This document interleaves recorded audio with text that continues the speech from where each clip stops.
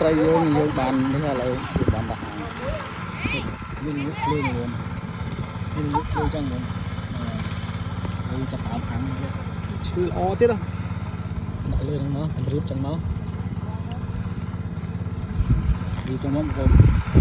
តែណែបងប្អូនណាតែបកទៀតឆ្អិនហើយដល់ទេហើយមើលពីយើងហើយឥឡូវ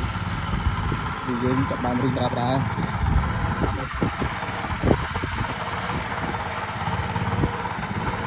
យើងហូបបាយសិនតមកវាចាំចាប់ត្រីនឹងទុកឲ្យវាឡើងអូត្រីឡើងនោះទៅស្នាអត់ធំឡើងតែជាកន្លះគីឡូស្នាមួយគិតអូឡើងអូចាក់នោះមួយទៀតហ៎បង